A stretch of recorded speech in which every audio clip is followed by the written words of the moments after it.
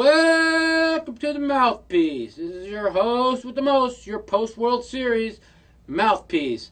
We're here to talk about everything because it's been like 6 weeks. I apologize, but truthfully, Mr. Mikey over here has been working his fucking ass off at the World Series of Poker, all for nothing, mind you, by the way. We're going to talk about the World Series. We're going to talk about my website, Deep Stacks University, opening August 11th, www.deepstacks.com. It's my training site. It's going to be big, ladies and gentlemen, August 11th. We're going to talk about Face the Ace, the new game show on NBC at 9 p.m. starting August 1st. We're going to talk about my week in online poker, my degeneracy, the fact that I never sleep, and my hand of the week. Coming up on the Mouthpiece.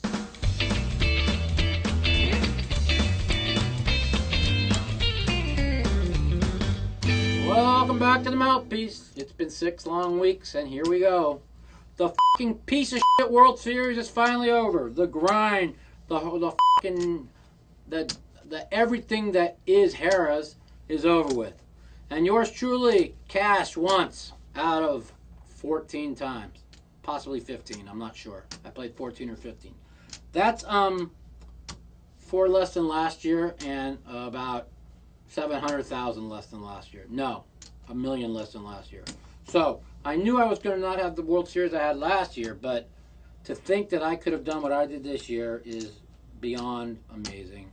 I didn't play super sharp every day, but I played pretty darn good. I had great patience every day. And I have never in my life gone through day after day after day of card death. I mean, to sit there and never get dealt a playable hand for hours after hours after hours. And just remember, I wasn't playing the no limits because like I tell everybody, every idiot knows how to play no limit hold'em by now. I mean, I was playing all the mixed game limits, all the stud 8er betters, Omaha 8er betters, mixed game, horse. I played really, really well and never won a hand.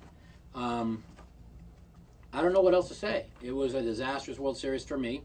But on the other hand, it was a great World Series for me. I, who really never stake anybody, accidentally fell into staking a couple people who both made big scores. And I ended up making about $225,000 out of the World Series. So even though I lost, I pocketed some good money. By them, and so it was overall profitable World Series. Not to mention I ended up winning like 50,000 playing Chinese in the back room or over the entire course of the World Series. So that ended up working out well. So financially it worked out well, and I guess poker's all about money, so I could say it was successful, but for me personally it was a complete disaster. And it was very disappointing. But you know what? I'm glad it's over. It was such a grind. It was so hard. I hated it. And that's probably why I didn't do so well either. Last year I wanted to be there. I wanted to prove a point. I wanted to prove something. And I did really well. This year I came there wanting to win, but not that deep, deep, super desire to win or be there. In other words, I was pretty pumped up. I really had no pressure to win, and coming down to Harrah's every day and not really wanting to be there a lot of days really took its toll on me. And I said it before, for Mike Matusow to win, I have to be really super hungry and really, really want it. And don't get me wrong, I wanted to win, but I don't think I had the edge I had last year. So, well, it's over. The World Series of Poker Europe's coming up. The Legends Tournament's coming up. We won't talk at all about the Bellagio Cup because after I got done with the World Series, I played the Bellagio Cup and I didn't want to be there either. And I took 600 big blinds and threw it in the street, and that went 15 grand there. That's the worst poker tournament I ever played in my life. So we won't talk about that. But we got WPT Cyprus coming up. We got Germany for Full Tilt Poker, and a couple other things. All right, everybody. In case you don't know, like I said, it's August 11th. It's Deep Stacks University, www.deepstacks.com. It's my own personal training site. It's reactive training technology. It's not videos. It is going to react to how you play the hand. You will get reactive answers. You will get answers from the pros on the correct way to play certain situations, certain hands. Everybody's going to have their own modules. You'll be able to learn how to play from any type of pro that's on our site, and we're signing more pros up. There's going to be a lot of good pros involved, and it's going to be a great site. So I really encourage everybody to sign up, pre-register for www.deepstacks.com. It's $29.95 a month. We're going to be giving away a lot of my books with sign-ups, with a promotion coming out with that. And any of you guys out there, by the way, that don't have my book, just remember, it's Check Raising the Devil. You can get it at Barnes & Noble. It's right in the front, right when you walk in, you can get it. You can ask for Mike Mattisow's Check Raising the Devil, Barnes & Noble, or on Amazon.com. Or you can get it at Full Tilt Points. That's right. If you play at Full Tilt Points, I'm in the shop. I'm in there. I don't cost that many points. You play for a couple days, you get a Mike Mattisow book. It's really good to get. So, that's what's going on with that. In case you haven't heard, Face the Ace is August 1st. What is Face the Ace? It is prime time poker on NBC at 9 p.m. on Saturday night. That's right. It is a great game show, poker show. It's kind of like Who Wants to Be a Millionaire. You win your seat at www.fulltilt.net with a chance to play on Face the Ace. If you get picked to play, they have 4 aces: ace, clubs, diamonds, spades, and somebody's paging me in the middle of this shit, so hold on. Sorry. And you get to pick one of the 4 aces: aces, diamonds, clubs, spades, or which one are we missing? Hearts. And when you pick the door, one of the Full Tilt pros comes out from behind the door, and you're surprised on who you get to play.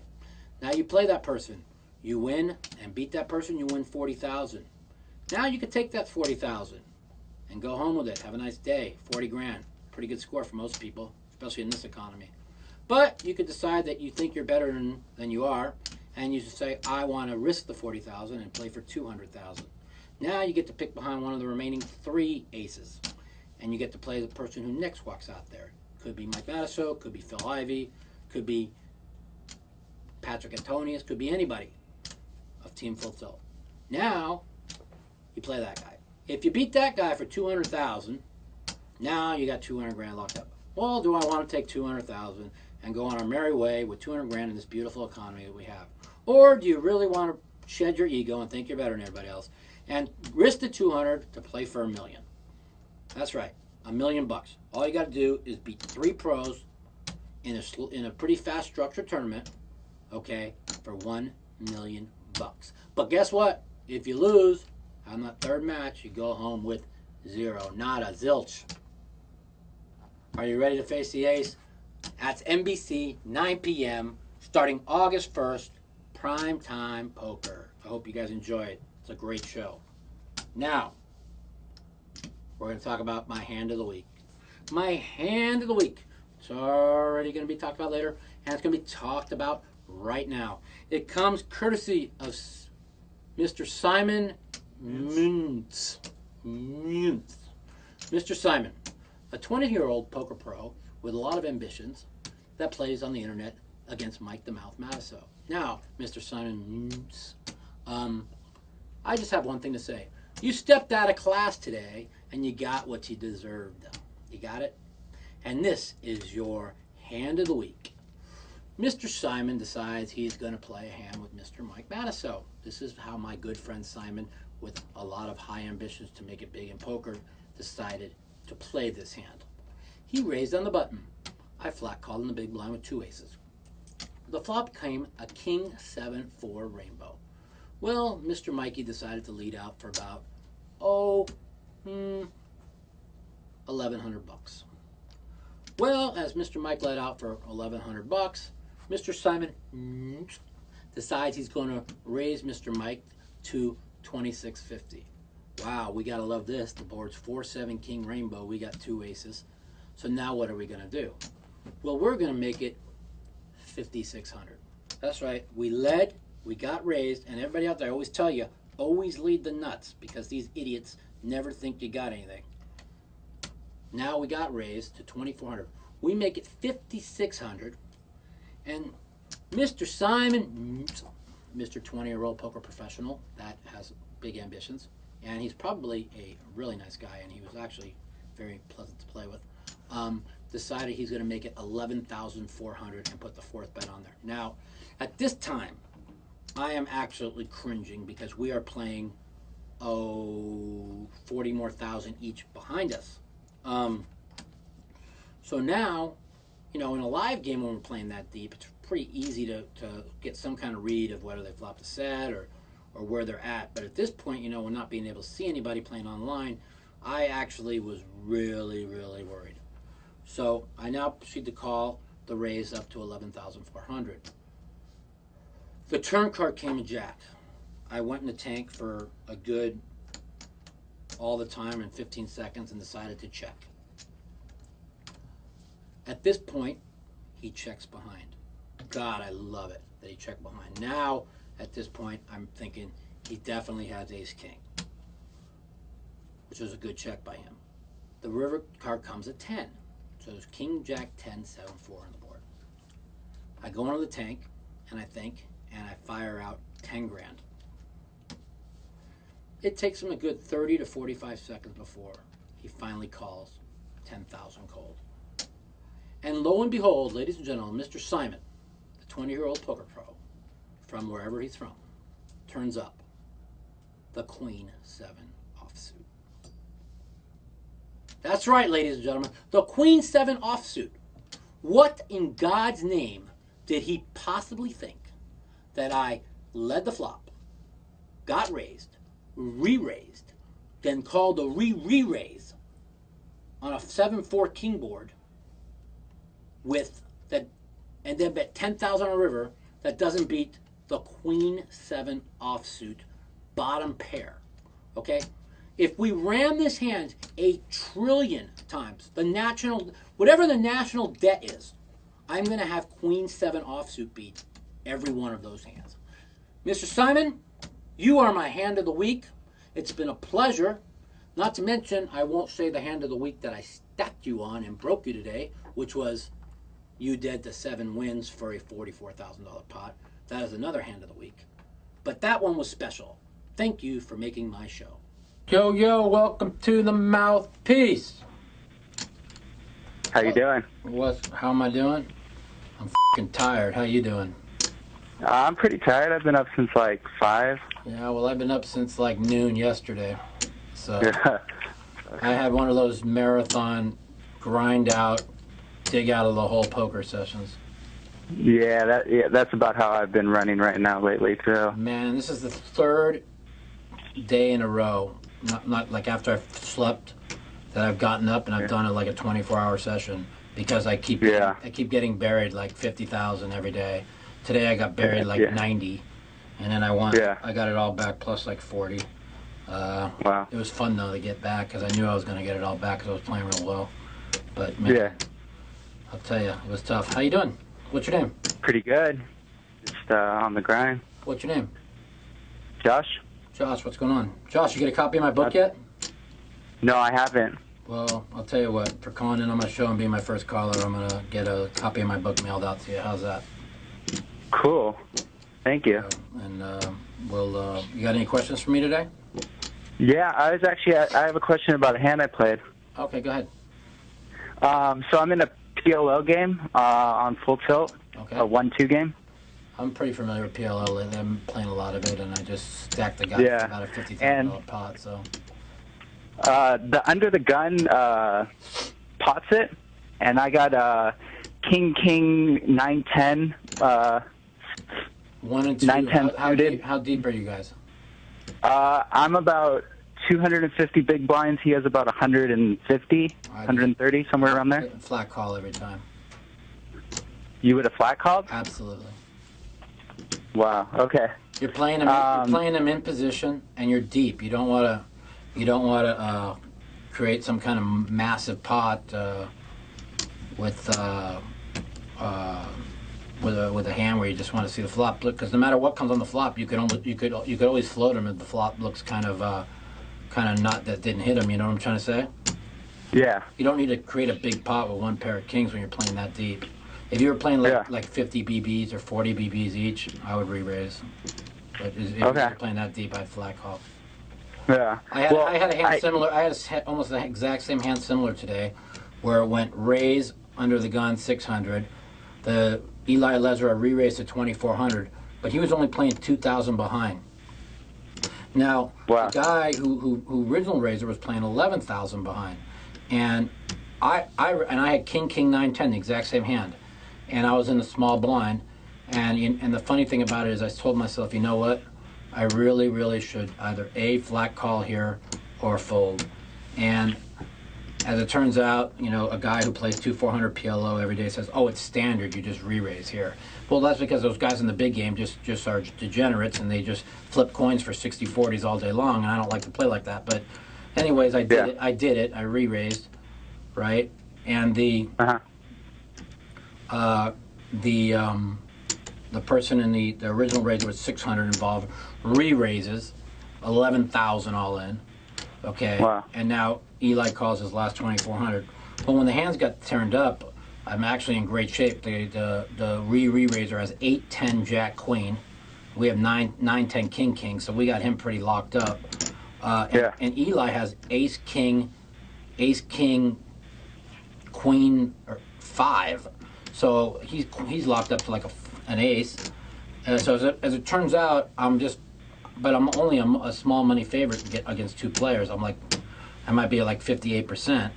And as it turns out, the one guy flops 2 pair, and Eli flops a nut flush draw. Of course, Eli makes a nut flush on the turn, but the guy in the big stack I'm up against, you know, wins with 2 pair, and I get scooped in the pot, and I was pretty against myself. I thought I should have folded, but that's just the way I play.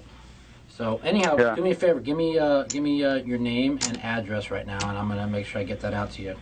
So I'll have that mail. That'll get out to you within the week, and I appreciate the call. Okay. All right. Thank you. All right, buddy. Thanks, bud. Take care. Bye. Welcome to the Mouthpiece. What's up?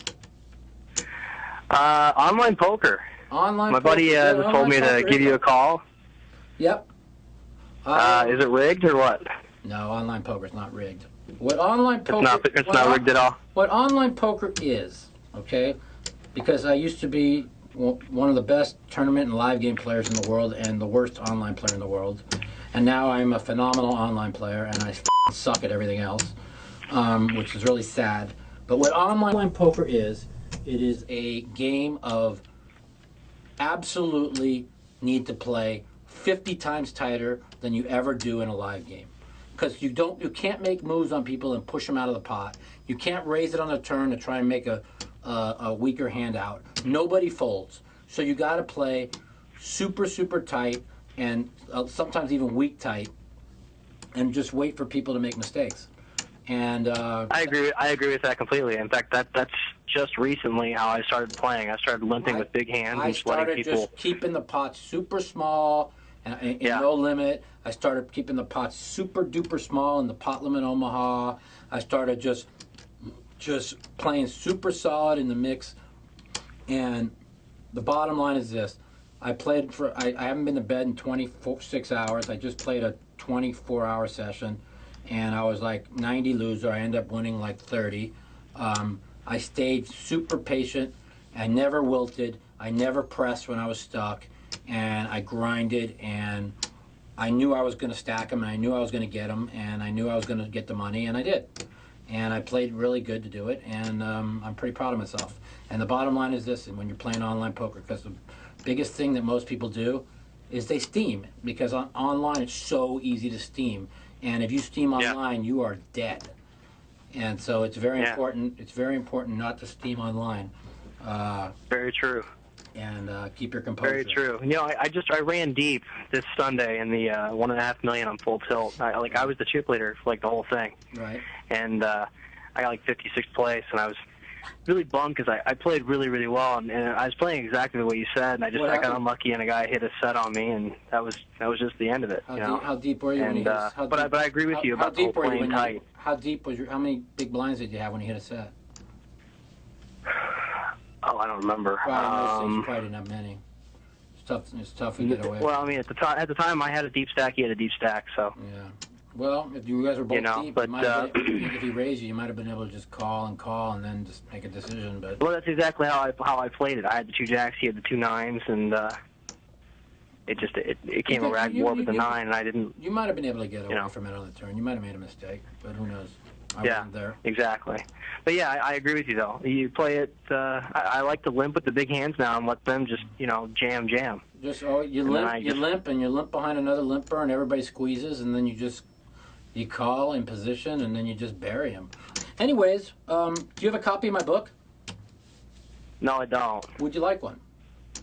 Yeah, I'd love one. Great. So you're my second caller today. I'm everybody check Raising the Devil if you haven't seen it. I'm giving out a copy to certain people that I kind of like to call in. So I'll tell you what's your name and address, and I will have this sent out to you right away. Welcome to the Mouthpiece. What's up? What up? How's it going, Mike? I'm f***ing tired, man. How's it going? You're f***ing tired? Well, it was. Buddy, I just played a 27-hour poker session and drove all the way over here to talk to you motherfuckers. That. Okay, thank you, I feel sir. I feel like I'm on my deathbed, and I'm talking to your motherfucking ass. Got it? Well, I can't see you, so I don't know if you know. Well, you'll you look away, see but me you've been looking good. You've been looking good. Yeah, well, I might not make it through tonight. If I don't make it, it's been nice meeting you and talking to you. I might die. Cardiac arrest from never sleeping. But no, I had a long session. I got buried like $100,000, and I had to grind out, so I did. I can say I've never grinded that much out. But that's okay. It's just the same as you grinding out $100 or whatever it is for you. Same grind. I do. Yeah. You got a question? You got a question for me today? No, I wanted to say what's up. I'm about to read the book. I haven't started. I'm excited to read it. You do have a copy of one, though. I do. Great. I do. Well, and I'm enjoy it. I want you to read it, and after you're done with it, tell all your friends how great it is, and to go out and buy a copy. Well, I'll only tell them it's great if it really is. Well, hey, listen, mother. When I tell you straight out, it's great. It's great. So you don't need to have to worry about it. When you're done reading it, I'm going to tell you right now, you're going to start reading it tonight, and you're going to not want to put it down, and you're going to finish reading it tomorrow, and you're going to say, that was a great book, and you're going to tell all your friends about it. That's it. Okay, get the out of here. Nice talking to you. Thanks for the call. I appreciate it. All right, man. I had one question. No, there's a lot of love. Oh, you do now have a question. What is your question now? No. Well, it's a question about a hand. Can I ask you a hand? Hurry! I got people on the line. Okay. I'm playing 2-5-10, no limit. I have queens in late position. Somebody bets 100. I raise to 200. I get one caller, then actually another Dude, caller. You're playing 5-10. How does it go to 1 and 200? What, wouldn't it be a raise to 35 and then re-raise to 100? No, it's a raise to 100. This is a 2-5-10 trash talking game. How deep are you playing, donkey? 800. I've got 800 in front of me. 800 deep. Okay, so he raised to 100. I had a flat called. Go ahead. Okay, but I raised. No ace or king. Then I can analyze what's going on. Okay, go ahead. Okay. So the flop comes Jack 3-3, right? There's 400 in the pot. All right. The guy behind me who originally raised checks. There's a guy behind me. Okay, so I'm in the middle. I bet the pot, right? Okay. Jack 3-3. I bet the pot. It's you have $600 left. Yeah, I bet. Just put the 600 in. I did. Okay. But check it out, dude. The guy behind me insta calls with ace 3, and the guy behind him ace 3. Nice game. I hope you can play. I'm going to tell you right now, I hope you can play in that game every day. I wish I could. I mean, if you can play in that game every day, I'm going to tell you right now, you're going to have a lot of money by this time next year. Yeah. Well, I came into some situations that I played a little too nitty in the beginning, and I got the comfort in the game, and then I got ball slapped, basically. That's what happens to all young kids and everybody. That's why you need to read my book. I'm not finished. The guy behind him had jacks. Yeah. You got fucked. What'd you think? You got what you deserved, you greedy fuck. Get the fuck out of here. It's been nice talking to you. No. Enjoy my book. Go start reading my book. Learn about getting ball slapped around, and learn about what happens when you get greedy. And then call me next week and tell me how much you love my book and how much that I'm a spitting image of you are right now. Later. Yo, yo, yo, baby pops. What's up? Welcome to the Mouthpiece. What's going on, Mikey? What's up, brother? Who's this? This is C Cereal from Jersey. C Cereal. What's going on, buddy? How you doing? Thanks for calling. Good. How are you? Me, I am trying to work up energy right now because I'm extremely exhausted from playing a 72 million hour poker session. Give or take an hour or two, you know. This was on Full Tilt? Yeah. I've been playing a lot lately. The games that we've been playing 4 and 800 7-game mix. The games have been like incredible. So I've been. That game is so juicy, it's ridiculous. It's ridiculously juicy. I'm gonna win $1 million in the game if I just don't run bad for like a week. If I could just not completely fucking blow my brains out in a week, I will win an unbelievable amount of money straight in that game. If I were you, I'd play Dirt heads up in 7 games. It looks like he doesn't know what the hell he's doing. They'll never ever get me playing in those big PLO games because them guys are just fucking degenerates that just want to gamble and see if they can blow their brains out every night. Those people, all those people are sick individuals that are looking for action. They were all playing in Bobby's room the other day, 10,000 a point Chinese poker. That's all you need to know. Yeah, I read about that. You know, they're just all really sick. They just and half of them look like their mother died. They look like their life had come to an end. I mean, they're all multimillionaires. I mean, just putting themselves through the ringer. It's just they're very sick.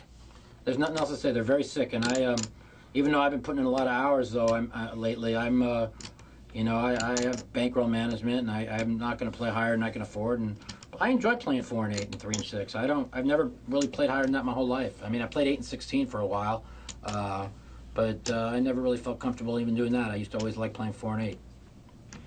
Yeah, man, I'm one of your biggest fans, and one of the main reasons is because of your pride. Thanks, brother. Do you have a copy of my book yet? Oh, of course, I read it twice. Oh, you read it twice. What'd you think? Twice. You like Going it? on my 3rd time very shortly. Is what? I'm going on my 3rd time reading it very shortly. Beautiful. Just make sure you tell everybody you know to get my book, man, because it's an awesome book. Oh, I should already know. That book is amazing. Thank you, man. I appreciate it. Are you going to be at the Regatta in September? What's the buy-in on that? I heard that it's not a WPT. Is it a WPT? Yeah, on the site it's saying it's a WPT event. I heard it might be. Yeah, I don't know what days those are not, because I got to go to Germany. I might miss it, but if I don't, I'll be there. So I'll let you know. Man, if you don't miss it, I got to meet up with you, take you out to dinner or something. You got it, man. All right, man. I got another call and I'm falling asleep. Take care. Nice. Thank you for calling. I appreciate it. No problem, man. Take care. Good luck. All right, bro. All the love. Later. Welcome to the Mouthpiece. This is Mikey. Yo! Hey, yo, what? I'm f***ing falling asleep and hitting a wall. What's going on? Oh, not much. Got a couple questions, I guess. All right, man. First, Can you keep me awake here, man? I've been up for 27 hours straight. I'm on a bender. well, maybe. I don't know. I can't guarantee it, but... So you're going to have to try. This better be an interesting question. Well, I've been playing a lot of low limits, like, like $5, $10, $20, up to about $100. Like, usually sit and goes. I'm not too much of a cash game player. Uh-huh. But I was actually thinking about getting, like, 10 grand together and just, like, maybe starting at a higher limit because just the variance is a lot lower. Uh-huh. I find it's a little ridiculous at the lower limits to like actually manage a bankroll. Like I think I'm playing properly. Like I go over my hand history with a friend of mine, and we go over specific hands, and I just don't see any mistakes. But yet I can't build the bankroll. Dude, it's because every idiot knows how to play no limit hold'em now. There's a blind person can play no limit hold'em now. Quit playing no limit hold'em. Start playing 50 cent and a dollar or $1 and $2 pot limit Omaha. Learn how to play it. Play nitty pot control and watch everybody stack off their whole stacks to your left and right. That's what you need to do. Got it? I'm Yeah. telling you, man, there's no money in No Limit Hold'em now. Even in the $1 and $2 games, these people play fantastic. Yeah, well, I Nobody play a little gives a bit of... fuck. Nobody gives a chip away in No Limit Hold'em, man. I'm telling you. I remember until that Unlawful Internet Gaming Act gets overturned, there ain't no money. See, because all the fishes can't get their money in. The only ones that can get their money in are the pros. Yeah. All right, Yeah. Well, I mean, do you think it's a good? asleep, Do you think it's a good idea, like, to maybe just drop like 10 grand, like whether you And you do know, what? And play like I don't bigger? care. I don't care if I lose it or not. Like, Play what? Bigger? yeah, like I kind of want to play like. Well, on average, like, I'll go on the record and say this: the higher you play, the worse they play. The smaller you play, the better they play. Okay, like the quarter 50 to 2.5 are all the best players in the world. Okay, the higher you go are all the degenerate rich gamblers that don't give a shit. And that's why high stakes poker is the juiciest poker game in history. When you guys watch high stakes poker, that's why, because they all it is as juicy as it looks, because they all have so much money they don't care. That's why we always had this thing: the higher you play, the better the game. So, it's up to you. I personally would like really try and work on my PLO game and start off playing 1 and 2.5 PLO, and I think you can make a lot of money in that. yeah, there's a ridiculous amount of action in that game. So. Yeah, you just got to learn pot control. You just got to learn to keep the pot small until you got it, and you stuff it in there when you got them 70-30 every hand. Yeah. Another one. What do you think of Phil Ivey making the final table? Buddy, it's wonderful. I win $100,000 if Phil Ivey wins the World Series of Poker. And I'm gonna tell you right now, just making the final table after winning 2 bracelets is Phil Ivey is a great poker player. Okay, he's probably the best poker player I've ever played with. Okay, but that says he ain't 2 to 1 better than 99% of them. You understand what it has to be 2 to 1 better than somebody? He ain't 2 to 1 better than anybody, and he runs 15 times better than everybody. So not only is he the best poker player I ever played with, he's got a horseshoe so far up that if it ever even somewhat falls out, he might trip over a curb and die.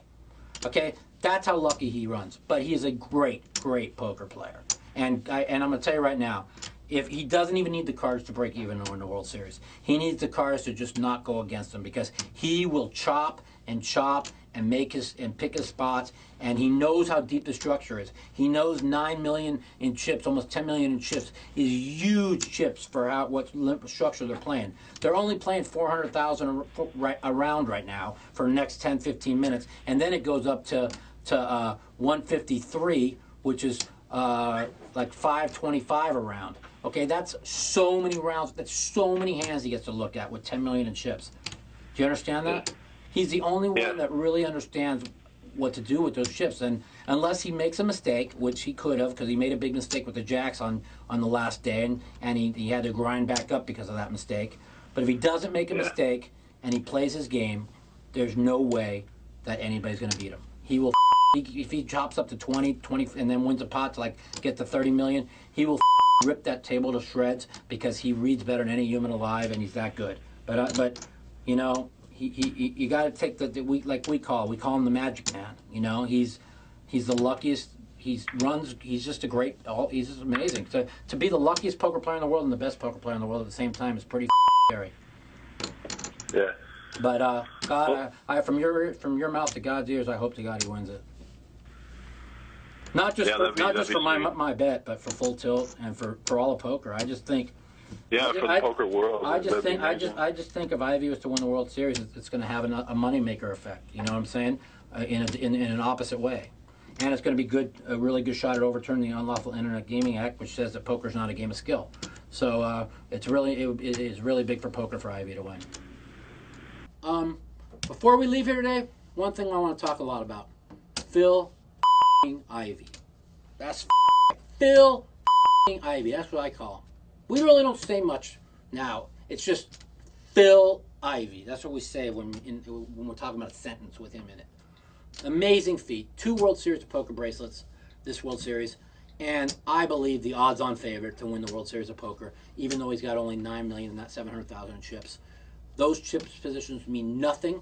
They are playing where it's 400,000 a round right now, and it goes up to 500,000 a round in about 15 minutes. That is nothing when you're playing 10 million deep. He is going to maneuver. He's going to play great. He wins one pot. I'm telling you right now, they're all playing for second. Phil Ivey is the man to beat. And I'll tell you what, if he pulls it off, he's going to pull off one of the biggest things to happen to poker. If not, I think the second biggest thing that ever happened to poker beside Moneymaker winning the World Series in '03. So let's hope that Phil Ivey does it. For Phil, because he's a great guy. For Full Tilt, because it's great for Full Tilt. And for just for all of poker. So good luck to Phil. Now, on the other hand, let's wish Jeff Schulman, publisher of Card Player Magazine, who I work for over here, the best of luck in making the final table. He's a great friend of mine, a great person, and he's somebody that can win this thing. He wants to win. He's getting a lot of heat for all the he said about Harrah's, but you know what? All he did is say it like it is. We get taken advantage of. We get milked for every quarter there is, and nobody stands up for it and says anything. Somebody needs to stand up for us. Harris needs to start at least giving us back. Give us back the Tournament of Champions. Give back $2 million to all the bracelet winners of 2009. And every year, all the bracelet winners, plus the previous winners of the Tournament of Champions, plus the previous World Series of Poker champions, and all the champions play a Tournament of Champions every year for a chance at that $2 million. So you got 56 bracelets. You got 3 former TOC winners, and up to 4 the next year, and 5 the next year, and whoever's alive that's won the World Series of Poker, and the 9 people that made the World Series of Poker main event the year before, and you play for the $2 million. Sorry, Harris, how hard is it?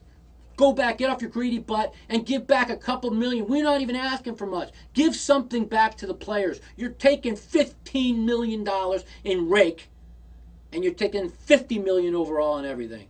That's all I'm asking, Jeffrey Pollack. Give something back. Do the right thing.